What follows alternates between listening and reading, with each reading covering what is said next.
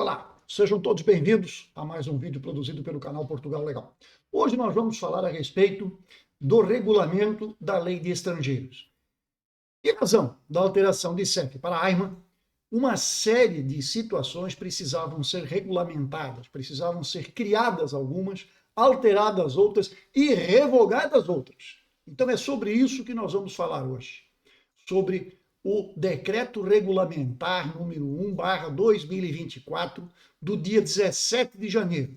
Ele foi publicado no dia 17 de janeiro e passa a valer no dia seguinte. Portanto, hoje, dia 18 de janeiro de 2024, estas alterações aqui colocadas, aqui apresentadas pela Assembleia, pela promulgação já do senhor presidente da República e pela publicação no Diário da República, passam então a valer. É óbvio que há dentro deste decreto uma norma transitória, ou seja, é uma norma que cria determinadas situações em que esta lei pode se aplicar tanto para o passado quanto para o futuro e com que datas e com que prazos. E são muitas as alterações, muitas mesmo, e são situações que precisam ser estudadas e analisadas ponto a ponto. E, portanto, não esperem isso neste primeiro vídeo, porque, por ser uma quantidade enorme de artigos que sofrem alterações, nós iremos fazer isso, como você já tem por hábito conosco, nós iremos fazer vídeos pontuais. Um tratando de vistos, outro tratando do regrupamento familiar, outro tratando dos títulos de residência, enfim, ponto a ponto serão abordadas as alterações. Mas hoje eu só quero apresentar o geral para vocês e dizer o que e aonde que houve alterações. Os detalhes dessas alterações, como dito, nós veremos mais adiante.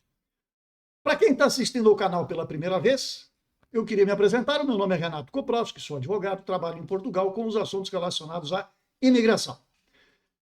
Para você que já é nosso seguidor, nosso muito obrigado. Para você que está assistindo pela primeira vez, espero que goste e desta forma, se inscreva no canal, dê o like aos nossos vídeos, temos playlists com bastante material já disponível e sempre atento, lógico, àquele fato de que aquilo que foi produzido há 2, 3, 4, 5 anos atrás, evidentemente tem que ser repensado, tem que ser avaliado se isso ainda é ou não válido para a realidade, para este momento. Então sempre tem que ter este cuidado, perfeito? De uma maneira geral é isso, então vamos lá, sem mais delongas. Vou colocar na tela para vocês o decreto regulamentar publicado no Diário da República, que traz estas alterações. 17 de janeiro, Presidência do Conselho de Ministros, decreto regulamentar número 1/2024, do dia 17 de janeiro. São 7 artigos neste documento. O primeiro artigo dá o objeto, ou seja, é sobre o que é que vai falar. Então ele diz aqui que o presente decreto regulamentar procede à 7ª alteração ao decreto regulamentar 84/2007, de 5 de novembro, na sua redação atual, que regulamenta a Lei 23/2007, que é a Lei de Estrangeiros, de 4 de julho, que aprova o regime jurídico de entrada, permanência, saída e afastamento de cidadãos estrangeiros do território nacional. No segundo artigo deste decreto, vocês vão ter alteração ao decreto regulamentar 84/2007, de 5 de novembro, e aqui todos os artigos, percebam, é uma quantidade de artigos que é praticamente escrever um novo decreto, porque botaram de ponta cabeça. Todos estes artigos aqui vão sofrer alterações. Já no artigo 3º, que está lá embaixo, nós vamos lá para o artigo 3º, vamos mostrar para vocês aqui o que fala o artigo 3º, mais um pouquinho, vamos descer mais um pouquinho. Está quase. Está quase. Está chegando. Artigo 3º e o artigo 4º. O 3º, ele vai falar do quê? O 3º vai falar das adições. Deixa eu voltar aqui porque passei do ponto. Ele vai falar daqueles artigos que são aditados, porque criaram novos artigos dentro daquele decreto que já existia. Então, estes aqui são os que são aditados, no número 42A até o 42, letra U. Então, perceba, A, B, C, D, E, F, G, H, I, J, K, L, M, N, O, P, Q, R, S, T, U.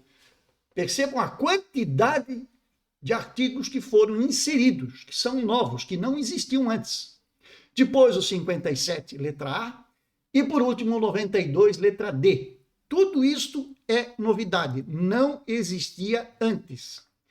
Depois, no 4, então, no artigo 4º deste decreto, nós vamos falar do quê? Vamos aqui falar sobre a questão relacionada às alterações sistemáticas. Ou seja, o que é essa alteração sistemática? É um número, é o nome do capítulo que muda de nome, é um subtítulo que passa de nome. Então, aqui as seções, os capítulos, é que vão mudar de nomenclatura. Então, isso aqui é uma coisa bastante técnica que, na realidade, para quem está aí fora, para quem quer olhar a lei e aplicar ao seu processo, isto aqui não vai fazer muita diferença. Mas para o legislador, para quem é do ramo jurídico e pretende trabalhar com isto, evidentemente, isso aqui passa a ser importante. Por quê? Porque nós temos alterações também neste sentido. Depois nós entramos no artigo 5º, e este é muito e muito importante. Por quê? Percebam como entraram muitas normas novas. Muitas antigas foram alteradas e outras até revogadas. Mas quando é que isto passa a ser aplicável? Em que pese que o decreto já está valendo, mas existe uma norma transitória. Não é de um dia para o outro, rasga tudo, o passado não interessa mais. Não é assim. Então nós temos no artigo 5º a norma transitória. O disposto no número 3 do artigo 90 do decreto, depois, para efeitos de cumprimento do disposto do número anterior, decorrido o prazo previsto no número anterior, o incumprimento do pagamento da taxa no prazo conseguido no número anterior, as renovações das autorizações de residência para atividade de investimento, o disposto no número anterior também, que trata, quer dizer, percebam, aqui nós estamos tudo com normas de transição entre a lei antiga e esta aqui, que passa a valer a partir de hoje. Então percebam que eles colocam datas aqui. Tá? Datas que elas passam a valer. E como é que isto vai acontecer? Então, na norma transitória, nós temos aquilo que regula o funcionamento para que ninguém saia prejudicado. Ou deixou de fazer algo porque agora é permitido, ou tem que fazer algo porque agora é exigido. Então, tudo isso nós encontramos aonde? Na norma transitória. Quando é que passa a valer uma determinada modificação dentro desse regulamento novo, dentro desta nova legislação? Então, é aqui que nós vamos encontrar. Depois, vamos descer mais um pouquinho, temos o artigo 6º do decreto regulamentar. Aqui estão as revogatórias, ou seja, todos os artigos, letrinhas dos artigos, ou seja, as alíneas e os números dos artigos, que foram revogados, deixam de ter validade, não são mais considerados. Percebam que entre os revogados e os alterados, ou até os novos que foram adicionados a esta legislação, a diferença é gritante. Pouca coisa se revogou, mas muita coisa se criou. Muita coisa nova, como eu disse. Depois, a entrada em vigor é o artigo 7º e aqui fecha. Portanto, o presente decreto regulamentar entra em vigor no dia seguinte ao da sua publicação. Perceba, a publicação está aqui em cima. 17 de janeiro de 2024, no Diário da República. Portanto, hoje, dia 18, está valendo isso aqui.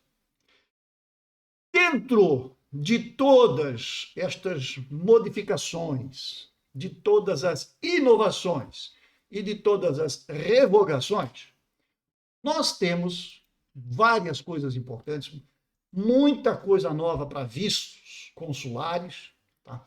Reagrupamento familiar, renovação e pedido de título de residência, seja para estrangeiro, país terceiro, seja para um estrangeiro membro da União Europeia, que tem o cartão azul, todos têm alterações. Muitas normas são no sentido de buscar mais segurança, mais garantias para o Estado no momento da concessão destas autorizações, dos títulos e dos vistos. Muita coisa nesse sentido.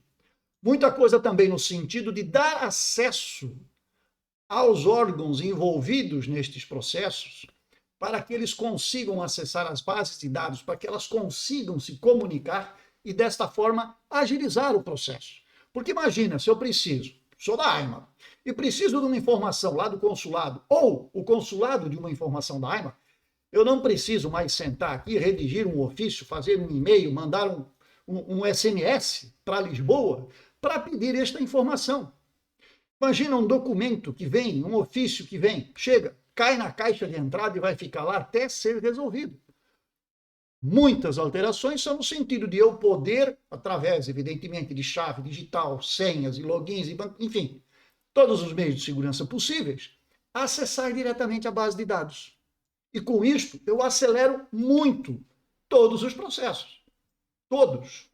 Inclusive aqueles processos de manifestação de interesse que estão na plataforma, mas que dependiam de parecer de um ou outro órgão, passam a ter informação mais ágil, mais célere. E isto é um grande ganho de tempo para todos. Para aqueles que trabalham com isto e para aqueles que necessitam disto. Você, aí, você imigrante, para você também isto é muito importante. Todos aqui falaram e todos aqui comentaram a respeito das autorizações de residência. Renovação, como é que faz? Reagrupamento familiar. E aqui nós temos novidades a respeito disto também. Então, o que se faz agora? As regras foram criadas, a lei existe, o regulamento existe.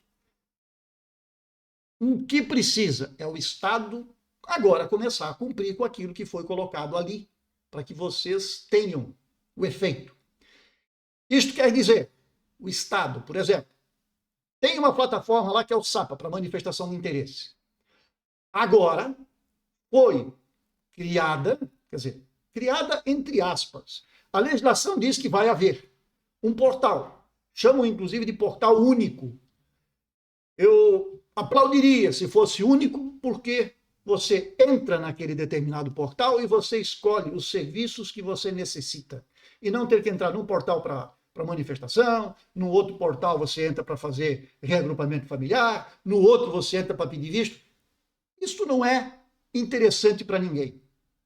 Até porque imaginem que várias plataformas, vários portais precisam se comunicar.